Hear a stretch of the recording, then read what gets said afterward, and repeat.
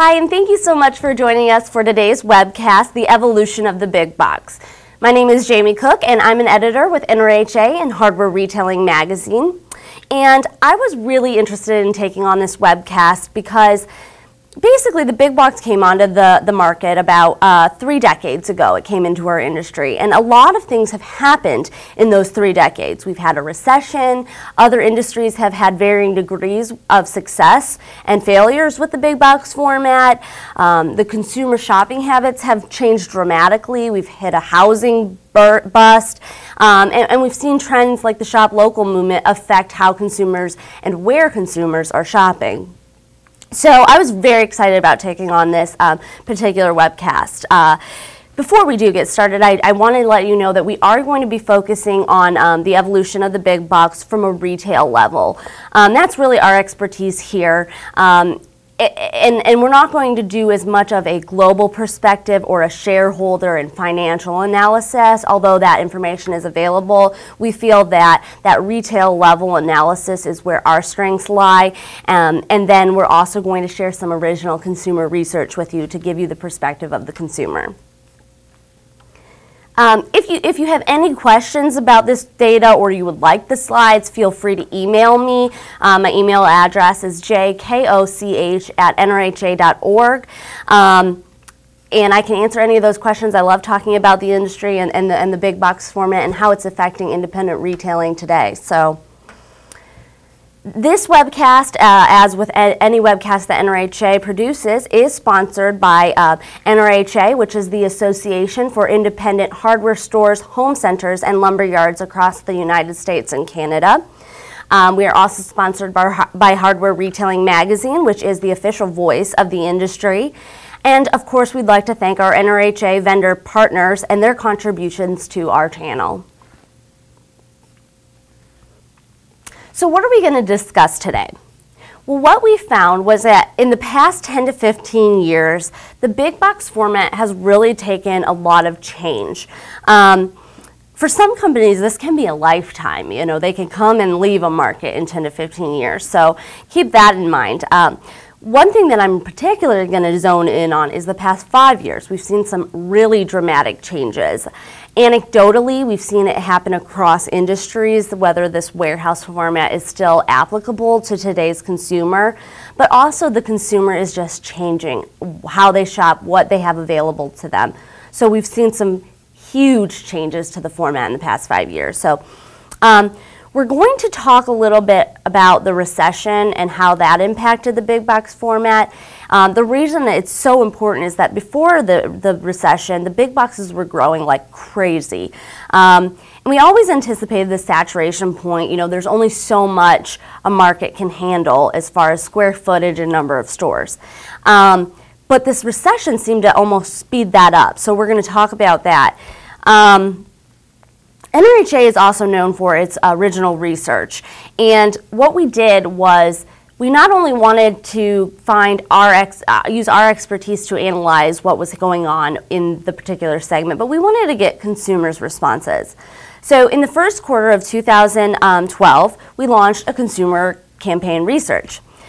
We surveyed over 1,100 consumers across the country, across balanced demographics, and we asked them, which big box do you shop? Why do you shop there? Do you think you'll continue to shop at a big box? What do you like? What do you don't? So that information will come here towards the end of the presentation, and it's really exciting. So we'll go more into the details of that, but keep in mind the 3 big guys that we're talking about today are Home Depot, Lowe's, and Menards. So when we go into that research, Menards is a regional retailer. So you've got to keep that in perspective that this was a national survey, a national campaign of research. So you are going to see some obviously biased numbers. It's not apples to apples, but what you will be able to see are the trends across years for Menards, and I think those are really going to surprise you. So let's start first with a short big box history. I know this might seem a little old news for most of you. They've been around for years. We've all analyzed them and studied them. But what this does is it really helps us understand where the big box format started, what it went through across the years, and maybe how it got to where it is, and potentially even where it might go in the future because of its past. So let's talk about when they first came on the scene. In the 80s and 90s, this big box format came onto the scene, right? And consumers had never really seen that warehouse format, and they loved it. They ate it up. So to consumers, it was almost as if a home improvement retailer or distributor were opening their doors to their back room and just letting you go through this warehouse format. And it was really exciting, and it was never been seen, and independents took note. Well, what we saw then were the boom of a lot of these warehouse formats kind of coming up within the next couple of years. So you had Hackingers, Builders Square, Home Base, and at that time a couple small operations named Home Depot and Lowe's. Well, then we move into about the late 90s, and we started seeing a little bit of a culling of the big box herd. Some of the formats were working, some of them weren't, and it was really consolidating into who had the right strategies, business strategies. And what we found towards the late 90s was that the three big guys really started to emerge as market leaders, and those obviously were Home Depot, Lowe's, and Menards. And we call Menards the maverick of the bunch because despite being a regional retailer, they still are grouped into those three biggest players because of their out-of-the-box kind of thinking about retail, as well as just they are just known for their brand. Consumers recognize their brand. They know who they are. And we'll get more into Menards, but we call them the maverick of our group. They're not really considered in this publicly traded realm. They hold their finances close, and I'd like to underline incredibly close. It's very, very hard to get any analysis on Menards other than what we've seen happen just from a first-hand standpoint. You'll find that they really beat to their own drummer, so I love to call them the maverick of the group here. So then we move kind of into the 90s and the early 2000s, and we just saw the three big boxes just explode as far as number of stores. So to just show you a little bit about that explosion, since the 90s, the growth of the big box has been just frankly remarkable. Home Depot, Lowe's store counts nearly quadrupled between 1996 and today. You'll see as we move on further, the success of those stores after the recession may have changed, but the number of stores quadrupled. And even Menards with the regional limitations, the geographical limitations, they were even doubling their number of stores across that time period. So that's huge for a company. What we've reached the point now is that a big box exists in almost every primary market. Sometimes there are multiple big boxes in a primary market. In fact, there are sometimes two Home Depots or two Lowe's or multiple Home Depot or Lowe's or Menards in one primary market. So what we saw was that's where we're at now. We're even seeing them start to move into secondary or tertiary markets. One thing I do want to explain is that once the Home Depot and Lowe's and Menards kind of came into all the primary markets, they really started moving into this secondary market strategy. And what we found was where you would think that the market would probably drive where a store or an operation would place a store, we were finding that Home Depot and Lowe's, the competition between the two of them was really what was fueling their growth. So let me give you an example. Because they're publicly traded stores, and let's take Menards out of the bunch for a second. Because they're publicly traded, when Home Depot, for example, would go into a tertiary market, you'd see Lowe's wanting to meet that same kind of shareholder expectation, and they'd go into the market. Or they'd think, oh, something must be big in this market, and they'd go in that market. And vice versa, you know, Lowe's would move into a market and Home Depot would feel the same way. They didn't want to lose those store counts. So what you saw really was competition was driving the was driving the store growth, or the number of store growth, as opposed to the market demands. And there's obviously a lot of things to be concerned about with this, but at the time, and the way the environment was, it was working. But what you did, and what analysis were saying, is this is really an artificial inflation. And we'll go into that a little bit. So let's talk a little bit about the saturation point. Experts have been talking about this saturation point of the big box format for years. Even NRHA was in on the game, and we were trying to figure out at what point is too many stores, or is big too big? And everybody was talking about it, and even before the recession hit. So we thought, you know, eventually we were going to hit a point where a market just could not withstand the number of stores and the sheer square footage of the stores. So consider this. In 2011, every man, woman, and child in the United States had their own personal 2 square feet of home improvement big box floor space. I'm going to repeat that because this is pretty crazy. In 2011, every man, woman, and child in the United States had their own personal 2 square foot of home improvement big box floor space. At what point does that just not work anymore?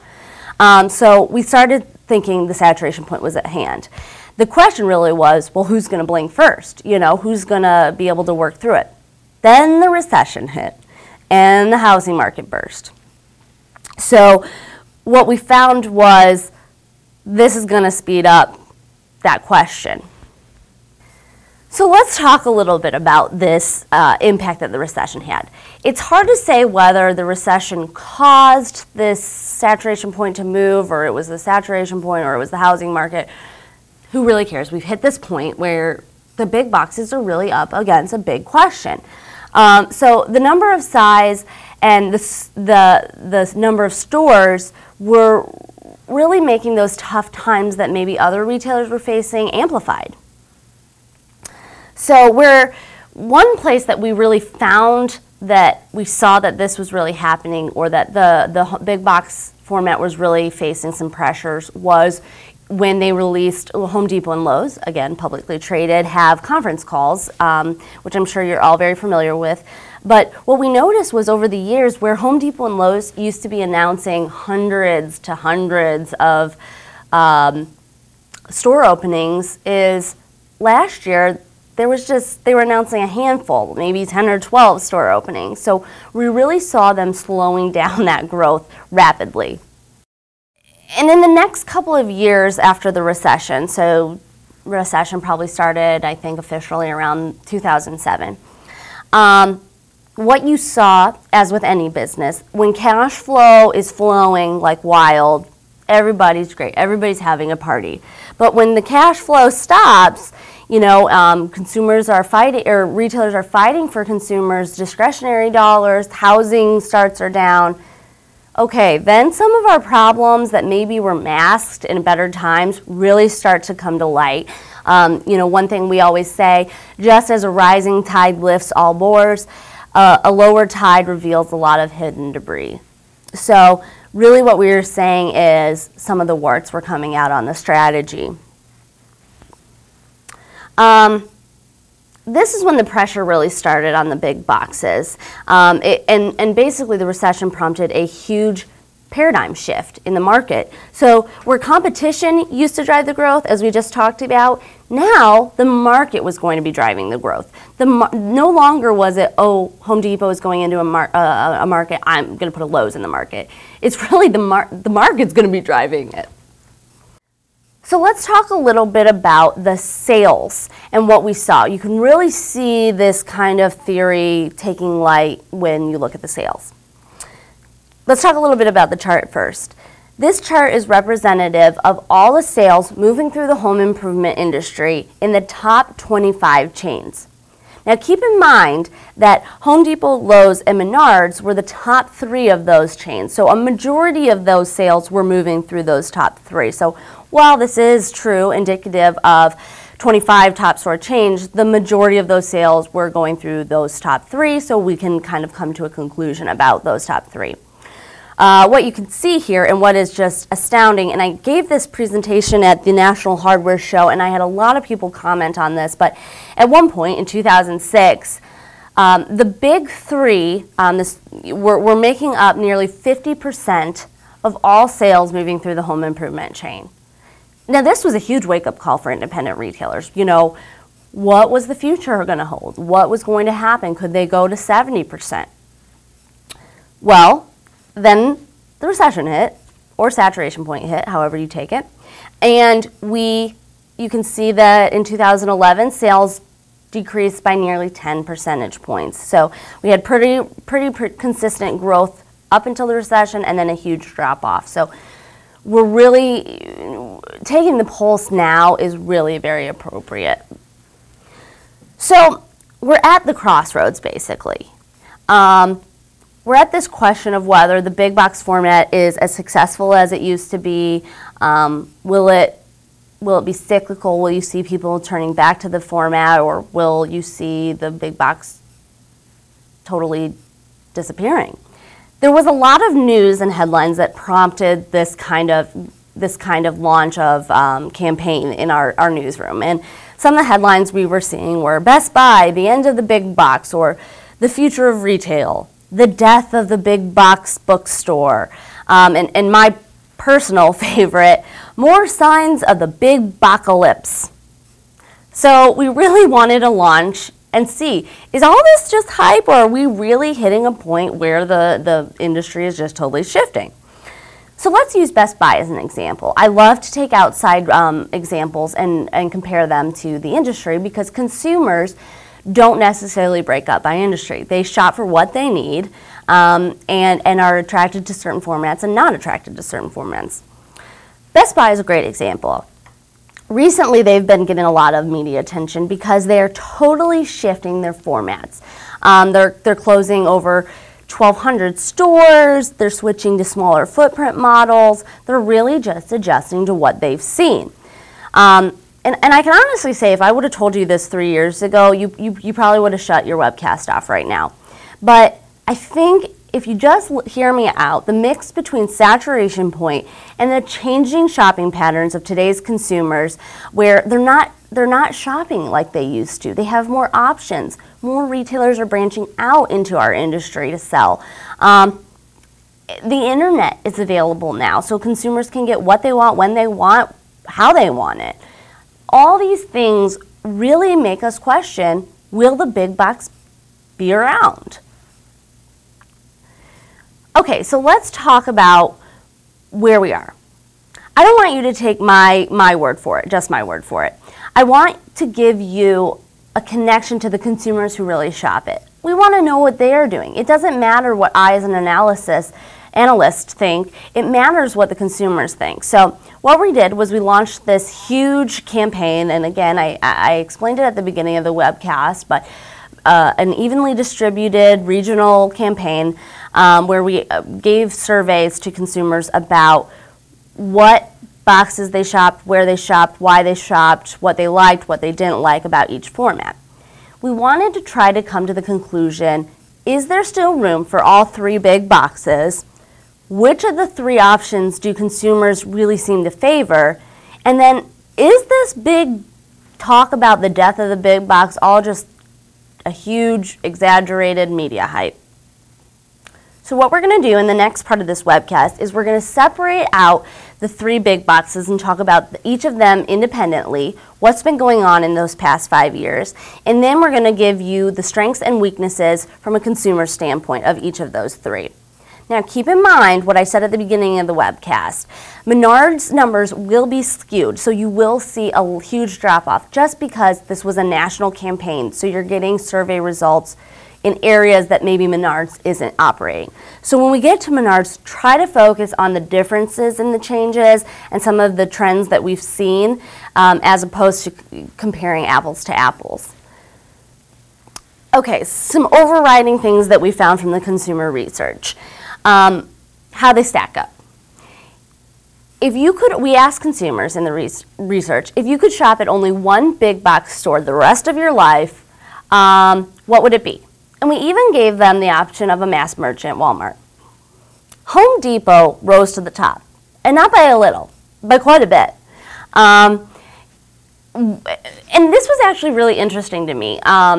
There's a big debate in our newsroom about whether Lowe's was going to come from the second standing point to the first for a while. I think they're very popular in my generation, but I know that Home Depot has really focused on the contractor base. So there was a lot of question, and what we're saying and what we've seen clearly here is that consumers prefer Home Depot. One really interesting fact before I change this slide is Walmart's responses. I think if you would have looked at this probably 5 to 10 years ago, Walmart may not have even been on there. But as the recession hit and everybody started branching out into differentiating their core products, mass merchants really started tapping into the industry. So no, they're not going to have the deep breadth that you have. They're not going to have the customer service that independents have. But as you can see, consumers are still turning to them. They're value-oriented. They're time-crunched. They just need a simple product. So keep that in mind, that we're not in the same environment anymore. It's not just big boxes and independents. We've got mass merchants. We've got internet retailers. So it's all kinds of this stuff that's really convoluting the whole question. Now, I asked if you could shop at one store the rest of your life, where would you shop? And they answered Home Depot. I wanted to know, do you just shop it because it's convenient, or what is your favorite store? Home Depot, again, rose to the top, skyrocketed to the top, in fact. It wasn't a marginal difference. It's a pretty significant change that Home Depot is widely viewed as the consumer favorite right now. So let's go into it and talk a little bit about what's going on with Home Depot in the past 5 years.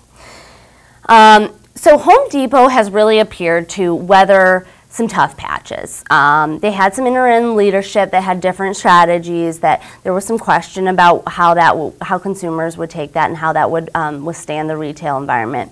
But it's really seemed by the consumer response that Home Depot has really weathered those changes. Today, with their leadership today, they're really assessing some of what have been challenges in the past and really addressing those. They're starting to reassess those and responding to those, at least in consumers' minds, because that's what we saw in the surveys. As you can see, we're not quite back to the old growth of the past, but 2011 did mark 2 years of positive growth, which in today's market is a great sign. 3.4% comp store sales growth, it's great, all great signs. And in their conference call, they presented a three-pronged approach for the future of how they want to approach the industry. They want to focus on customer service, product authority, and disciplined cap allocation. Now, we're going to talk about the first two here in the next couple of slides. Again, they have to deal with retail. I'm not going to delve as much into the disciplined cap allocation. You can definitely check that out on their financial statements and in their annual report. But we're going to kind of focus more in on what they're doing at a retail level. Let's start with focusing on customer service. Customer service was really the biggest problem for Home Depot, let's take 5 to 6 years ago. Before that, consumers were really saying, I never really expected great service at Home Depot, but recently we started hearing consumers say, I literally think the employees are running away from me. So it was a huge problem for Home Depot. But it's honestly explainable when you think about the warehouse model. The mentality of a warehouse format is the job of the employees is to get product on the shelves. From pallet to shelf, that degree, that's how you as an employee were measured. Your success was measured. So it wasn't necessarily about if you see a consumer walking through the aisle helping them. Today, there's been a huge shift in that mindset. You can see that they've actually shifted to a goal of 60% of payroll hours are now they'd like dedicated to customer service. So if you see you're stocking the shelf as a Home Depot employee and you see a customer, you're expected to help. They're trained on giving help. And as you've heard any NRHA representative talk in the past, it seems to be working for the big boxes. They're closing that gap in the consumer perspective of who can offer better customer service, the independent or the big box. And you can see here, Home Depot is reporting 4 straight years of improved customer service numbers. So it's definitely something to keep in mind and watch out for. Home Depot also, in an initiative to watch customer service, rolled out what they call the First for Pro customer service initiative. Home Depot's always been really in tune with the contractor base, and this was just one more way to help the DIYers and help the contractors in their unique needs. So it's everything from a special service desk for contractors, a special entrance, a special call ahead process, all kinds of different things to improve that contractor base, because when the housing market does come back, they want to be positioned to really take that market share. Now let's talk about product authority, the second prong on their 3-prong approach. Home Depot really zoned in on consumers' time crunch. No consumer today has enough time to do what all they need to do. So what they did was they really focus on this, having the right products, not only having the right products, but having them in stock and on the shelf. Now you ask me, how does that have to do with product authority, having stuff in stock?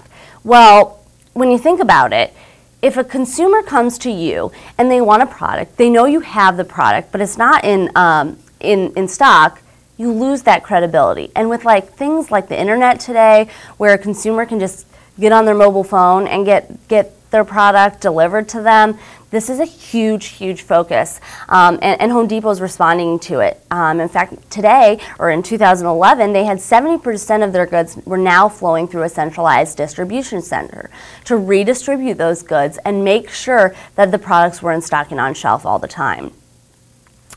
This focus on the back-end logistics really helped inventory turns. It was up 4.3 times year over year from 2010, in which it was 4.1. So it's definitely something they focused on and appears to be seemingly working. They also focused on upgrading their special order system, and I really think this could potentially be a direct result of the changing consumer shopping habits, as well as internet shopping.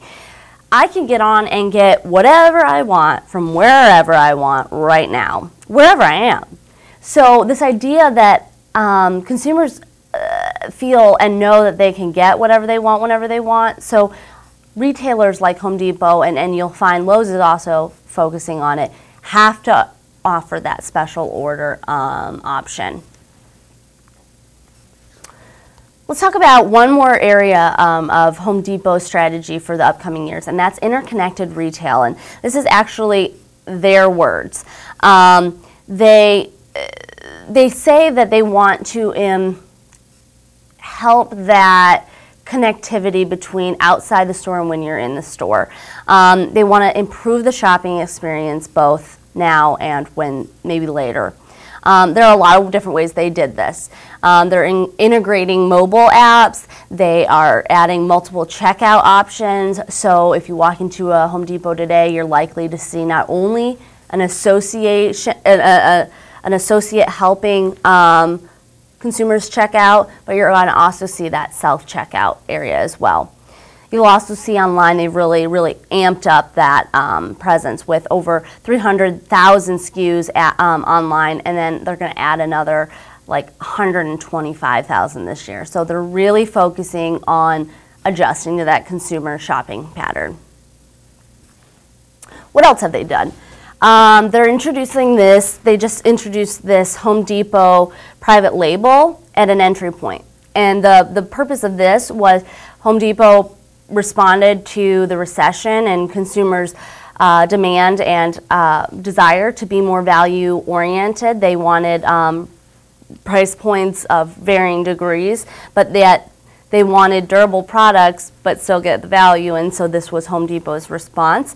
They started out in about 4 to 5 categories, and they're planning to move forward with that depending on the success of the brand. Additionally, if you were to walk into a Home Depot today, you're going to see some more aggressively positioned advertising initiatives in store. So what we saw, here's a great example of this photo. Home Depot is actually comparing a product to directly in front of the product, their price to another competitor's price. What's particularly interesting about this photo is that they're not viewing the traditional competition as competition. I mean, I think that everybody still views Home Depot and Lowe's as competition. I think that Home Depot still views independents as competition, but they're branching out, and they're noticing mass merchants are now competitors, the internet is now competitors, and they're really addressing that in this picture here. So let's wrap it up. I know you've heard me ramble on about what's going on and give you a recap, but what did the consumer say? Well, we picked out and highlighted the strengths and the weaknesses according to consumers. For Home Depot, consumers believe that they can get the best quality products at Home Depot. They also believe that they have better convenience at Home Depot. Now there's a lot that plays into convenience, whether it's store location, number of stores, how fast can I get in and get out, are there a lot of different checkout options, and these really play in tune with those that three-pronged approach that we talked about. What were their weaknesses? The consumers in the report said that Home Depot tends to not have the best sales prices.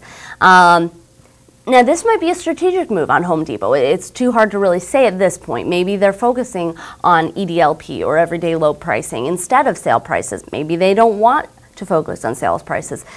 Regardless, consumers are viewing it as a weakness of Home Depot. Before I move on to the other weakness, can we just talk about this Menards at this point? Props to Menards. Look at how high they are as the best sales prices, and we'll kind of talk a little bit more about why that is and all that exciting stuff later. But I just was blown. I literally recalculated this a couple of times because I couldn't believe it. The other final weakness of Home Depot, according to this response, the consumers' responses, were that they did not offer special order options. And you can see that in the three-pronged approach, Home Depot is responding to that. They're really trying to address that. Okay, let's move on to Lowe's. Lowe's, they're really having some unique challenges since the recession. While the economy has surely impacted Lowe's, some internal decisions are also starting to really hamper its market position, not just affected by the recession. We're finding that they're really struggling to maintain that service edge. For a long time, they were the customer service leader of the big boxes. I know my generation particularly felt that they were welcomed there, they were helped there. Lowe's understood our generation, and that's really starting to fade a little bit. Lowe's always struggled in the contractor market. It never really was their position to attract the builder or the contractor. It was really, they wanted to help that young mother trying to fix the toilet, and that was great for them at the time. And it was in fact great even when the housing boom burst, because they didn't notice much of a hit. Okay, but now the housing market's starting to come back, and they've really alienated that sector, and it's going to be really hard, especially with Home Depot's refocus on attracting contractors to get those sales back. The recent craziest thing that's going on with Lowe's was their big advertising flap. I'm sure you've all heard about it, but they made a decision to pull their national advertising on a national TV show called American Muslim, and the outcries were just remarkable. Consumers had a lot to say about this, and with all of the details of that aside, and how they responded from a PR perspective, it really hit their demographic hard. You think about it, if they're focusing on the younger mother, helping the younger mother, they're very female focused stores. Their advertising tends to be very emotional. So if their demographic is the female and the younger consumer, this was a really, really, really bad PR flop for them to go through. It was an emotionally charged conversation. So what's going on from a sales standpoint? In contrast to Depot, Lowe's saw flat comp store sales in 2011. They're not quite seeing the same kind of growth. They did pledge to transform themselves, though, and this was in their conference call. It's their words. We want to stop being just a retailer. We want to stop just being a store on the corner. We want to be and transform ourselves into a home improvement company. We want to be a resource. We want to be a solution for consumers. And you'll see that in a lot of different ways, and we'll talk about those, especially online.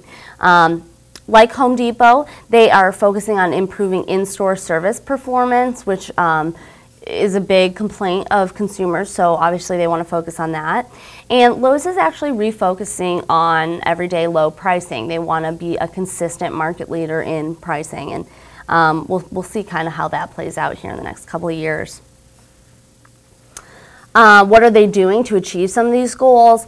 Lowe's is definitely spending major resources to build that seamless logistics operation. We talked about the back end logistics of getting the product to consumers when they want in the Home Depot section. Same thing with Lowe's. They recognize the same trend, and they're pumping money and resources into that to make sure that they're up to code on that. They're also looking to augment that customer experience. So we talked a lot about how they wanted to become more of a solution. And what we see is this coming out in online interaction, mobile apps, in-store merchandising components. You've got video in store, you've got touch screens, kiosks, you even have wireless employee information access. So I would say that Lowe's is probably the forefront on that technology kind of immersion. Great example of what happened with Lowe's this year. This year was a big online rollout of mylowes.com. This is again right in line with their strategy of not being just a store, a brick and mortar store, but being a solution. This My Lowe's is very consumer friendly, helps consumers plan their projects, and then of course turns them back to Lowe's. But it's not so much about selling product on this site as it is about turning consumers back to Lowe's and being that destination for information. Lowe's, like Home Depot, again, is doing more of that aggressive advertising in store. Here's a great example. They are comparing two prices of a similar product right next to the product at shelf level. While they're focusing on EDLP, direct comparisons are huge at Lowe's right now. And what's interesting about this is that even just with the colors they choose with this advertising, the blue versus orange, they clearly see Home Depot as their direct competition, whereas Home Depot branched out into some of those mass merchants and internet retailers. They obviously see Home Depot as their direct target. Let's talk about strengths and weaknesses. Again, my favorite part of these slides. What do the consumers say? Well, Lowe's is great with special orders, and this is a good position to be in, especially with the changing internet-savvy consumer. They also felt that the availability of employees was great for Lowe's. Now, I'm not saying that customer service necessarily was great. In fact, we found that customer service was about equal across all three stores, and it was at about a mediocre level. So it's not necessarily customer service. It's they're around, they're available, they're on the floor. Whether they can answer your question or not, that might be a different story. But the weaknesses of Lowe's is the EDLP pricing, and you can see that is somewhere that they have addressed, they've seen as well, and then they're trying to address that. Value was also an issue at Lowe's, according to consumers. Now, one thing to keep in mind is that Lowe's has always been more focused on that female upscale kind of style. So value just might not be in their business proposition, and there's no right or wrong to that. They just might not be focusing on that. Get your big bang for your buck. Maybe they don't. Maybe they want to focus more on quality products and everyday low pricing. So keep that in mind. Okay, so now on to our final of the big three, Menards. Menards is just a really unique character. It really beats to its own drummer. They're really content to let Home Depot and Lowe's kind of slug it out. I say here that the blue and orange mirrors of one another, and we hear time after time, if you took out all the colors at a Home Depot or Lowe's, you probably couldn't tell the difference between the two. There is little differentiation. Now Menards will not let that happen to them. They make their own decisions.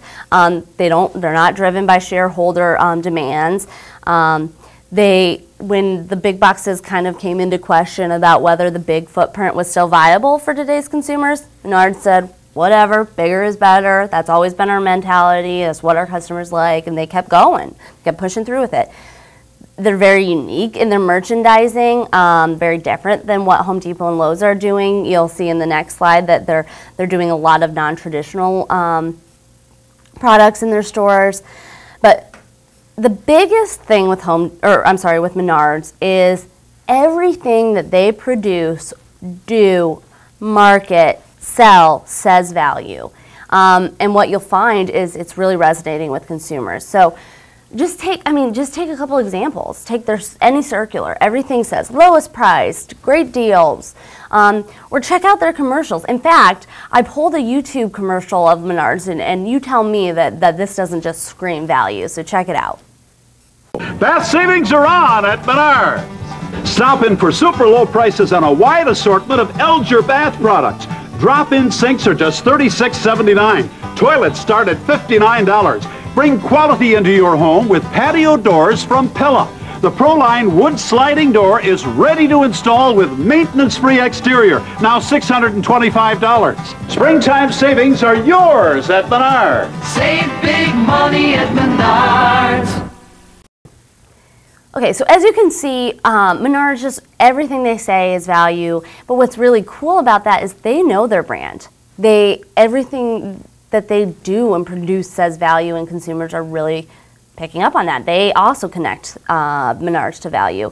Menards continues to build big.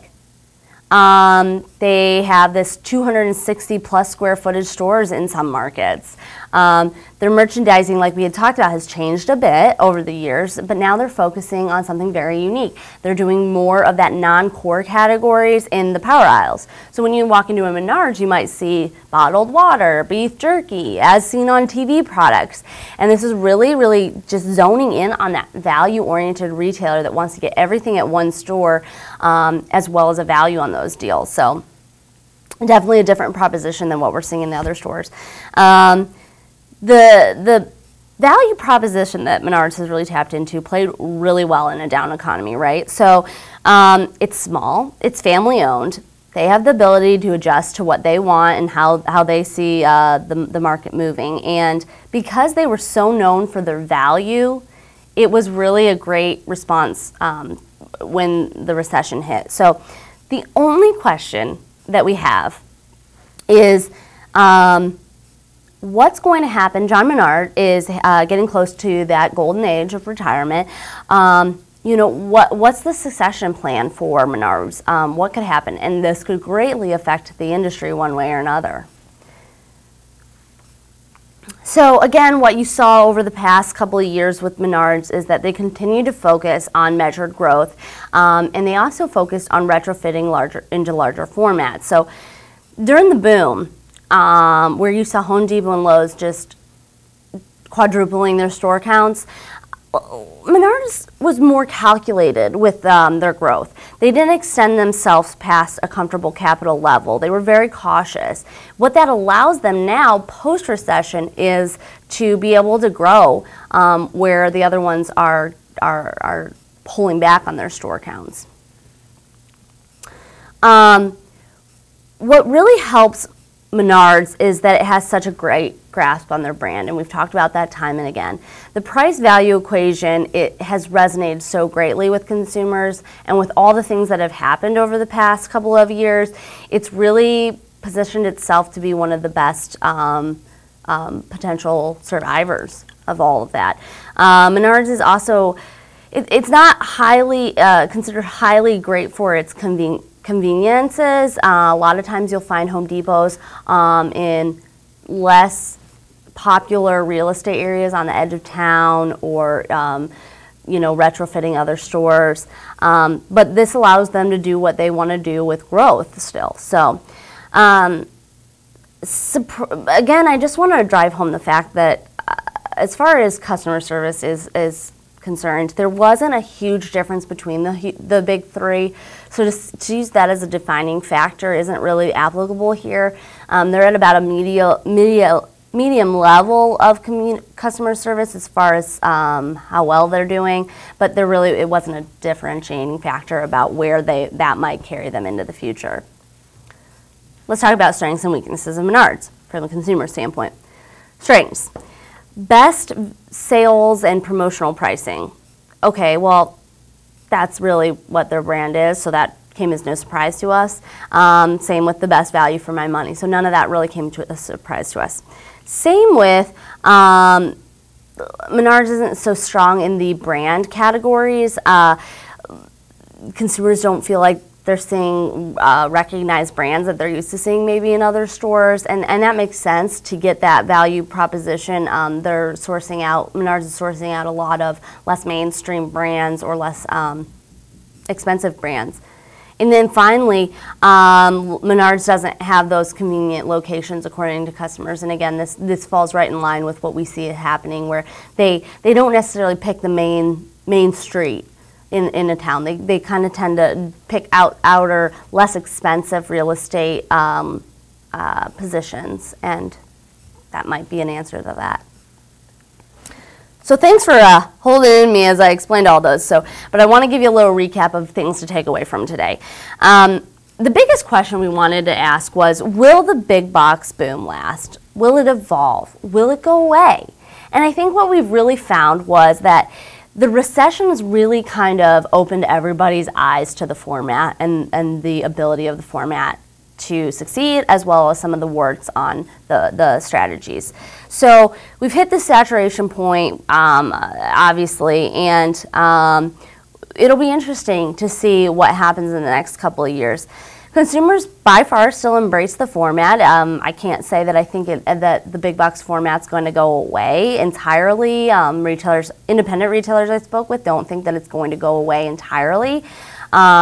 We do think there's going to maybe be some consolidation between especially the big two, Home Depot and Lowe's, just because there's not a lot of differentiation between the two. They're very similar in their how they go to market. I think you'll see that the big boxes are going to start focusing more on customer service. This is huge news for independents, and this is something that we need to be on top of. They're also going to be watching pricing to attract those value-oriented post-recession consumers.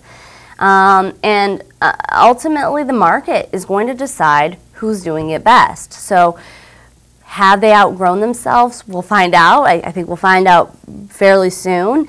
And just the biggest question I'm interested to see here in the future is, can the U.S. support a three-box atmosphere? And I don't know if it can, with how many stores and how much size. Again, going back to that that statistic that in 2011 everyone had 2 square feet of big box stores. At what point is that just too much for the market to bear? It just kind of lends us the question: is anyone too big to fail?